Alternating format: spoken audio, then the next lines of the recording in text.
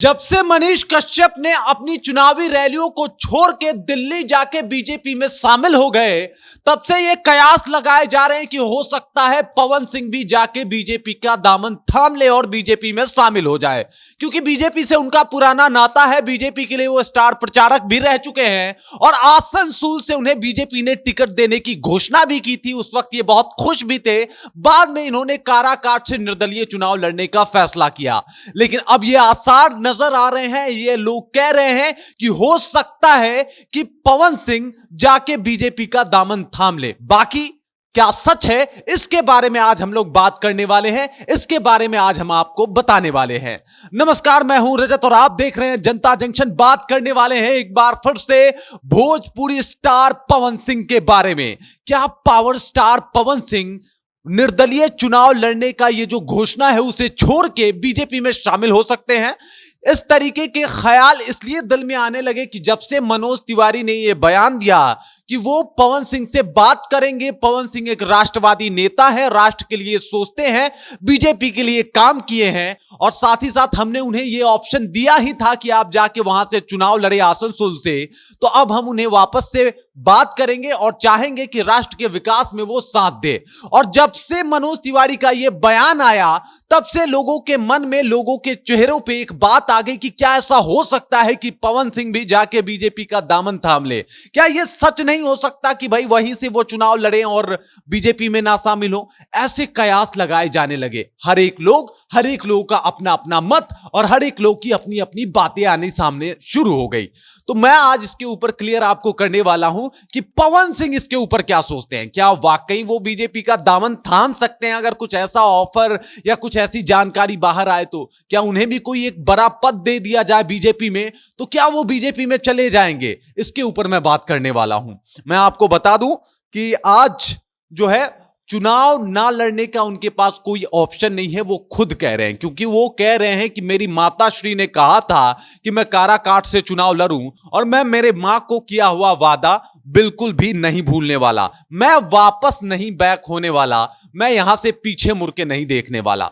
इन्होंने मनोज तिवारी के बयान पे ये कहा कि मैं राष्ट्रवादी हूं, राष्ट्रवादी था और राष्ट्रवादी रहूंगा, इसमें कोई शक नहीं है। मैं मनोज भैया का बहुत इज्जत करता हूं, लेकिन जहां तक मेरे चुनाव लड़ने का ये जो फैसला है वो अब काराकाट की जनता तय करेगी। बाकी मेरा चुनाव में बैक होने का कोई और रीजन हो ही नहीं सकता, कोई और कारण हो ही नहीं सकता, क्योंकि मैंने मेरे माता को यह वादा किया है, मैंने मेरी मां से यह वादा किया है और इस वजह से मैं यहां से चुनाव लड़ूंगा। अब आप इन दोनों में, मनीष कश्यप और पवन सिंह में, एक कॉमन चीज देख सकते हैं कि दोनों ने अपने मां का वादा निभाया। मनीष कश्यप ने बीजेपी ज्वाइन किया और मां ने उन्हें कहा कि भाई तुम ज्वाइन कर लो बीजेपी, और मां ने इसके ऊपर खुशी जाहिर की तो उन्होंने बीजेपी ज्वाइन कर लिया। इधर पवन सिंह कह रहे हैं कि मां मेरी चाहती है कि मैं निर्दलीय चुनाव लड़ूं, तो वो निर्दलीय चुनाव लड़ रहे हैं और इस तरीके की बातें सामने आ रही है। हालांकि अगर राजनेताओं की बात करें तो आप राजनेता तभी हैं जब जनता की सुनते हैं, ना कि फैमिली की, ना कि अपने खुद की। लेकिन मैं आपको बता दूं, अब ये पवन सिंह ने यह भी कहा कि काराकाट की जनता ही मेरे लिए भगवान है और काराकाट की जनता जो चाहेगी वही होगा। लेकिन अगर मेरे चुनाव लड़ने के फैसलों की बात की जाए तो मैं यहां से चुनाव लड़ रहा हूं और यहां से अपना कदम मैं पीछे नहीं करूंगा। मैं आपको बता दूं कि स्टारडम के धनी और बहुत ज्यादा लोकप्रियता वाले पवन सिंह जब अपने रोड शो में निकले थे और जिस तरीके का एक तरीके से तस्वीरें बाहर आई थी, तस्वीरें सामने आई थी, उसे देखने के बाद इसमें कोई शक नहीं है कि विरोधियों को हार का डर सताने लगा होगा। चाहे वो राजा राम कुशवाहा हो या फिर उपेंद्र कुशवाहा, काराकाट में उन्हें हार का डर तो सताने ही लगा होगा, क्योंकि जिस तरीके का माहौल था, जिस तरीके का जनसैलाब देखने को मिला था काराकाट में, वो अलग था। इस वजह से इन लोगों को डर सता रहा होगा, नींद उड़ गई होगी रातों में और वो लोग भी मेहनत कर रहे होंगे। लेकिन पावर स्टार के स्टारडम के आगे वो लोग, उन लोगों की रैलियां थोड़ी फीकी नजर आ रही है। इसके अलावा मैं बता दूं आपको कि जब उनसे बात किया गया तो यह पता चला उनके मीडिया प्रभारी के द्वारा कि वो 9 मई को पर्चा भरने वाले हैं। वो मतलब बैक नहीं होने वाले हैं। वो क्लियर कर रहे हैं कि वो 9 मई को पर्चा भरेंगे, मतलब अपना नॉमिनेशन करवाएंगे और वो काराकाट से ही चुनाव लड़ेंगे, इसमें कोई शक नहीं है। इस तरीके की खबरें बाहर आ रही हैं और ये कबूल किया है उनके मीडिया प्रभारी ने कि भाई वो चुनाव लड़ेंगे ही। इसके अलावा मैं बात आपको बता दूं कि जब उन्होंने चुनाव की घोषणा की, इसके अलावा जब वो रोड शो किए और रोड शो में वो जब गए तो उनके ऊपर अब एफआईआर भी हो गया। एफआईआर का वजह था कि उन्होंने आदर्श आचार संहिता का उल्लंघन कर दिया। वजह यह था कि उन्होंने 5 गाड़ियों की डिमांड की थी कि मैं 5 गाड़ियों के साथ रोड शो में उतरूंगा, और लेकिन जब वो रोड शो में उतरे तो गाड़ियां और भीड़ जो देखने को मिली, उसके बाद से उनके ऊपर प्राथमिकी दर्ज कर ली गई है। वजह है आचार संहिता का उल्लंघन, और इस वजह से थोड़ी सी मुसीबत में पड़ते हुए भी नजर आ रहे हैं पवन सिंह। लेकिन पवन सिंह इन सब बातों को नजरअंदाज करते हुए अपनी चुनावी रैलियों में अभी भी लिप्त हैं,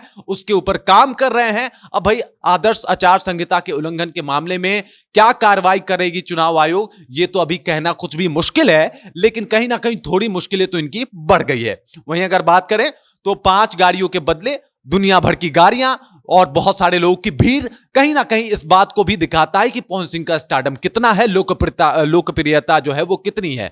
जिस तरीके से युवा वर्ग उनसे एक सेल्फी खिंचाने के लिए, उनके साथ एक फोटो लेने के लिए उत्सुक और पागल हो रहे हैं, कहीं ना कहीं ये पवन सिंह के स्टारडम और लोकप्रियता का एक जीता जागता उदाहरण और नमूना है। बाकी इसके ऊपर आप क्या सोचते हैं, आपको क्या लगता है, ऐसा हो सकता है कि बीजेपी में चले जाए पवन सिंह? क्या ये हो सकता है कि वो निर्दलीय ही चुनाव लड़े काराकाट से? क्या हो सकता है? क्योंकि भाई राजनीति में कुछ भी कहना कि भाई ये तो ऐसा ही होगा, ये असंभव है, ये बिल्कुल असंभव है। लेकिन आप आम जनता है, आप अपना राय जरूर बताएं कि आप क्या सोचते हैं इस मामले में। बाकी मेरा नाम रजत है और आप देख रहे हैं जनता जंक्शन।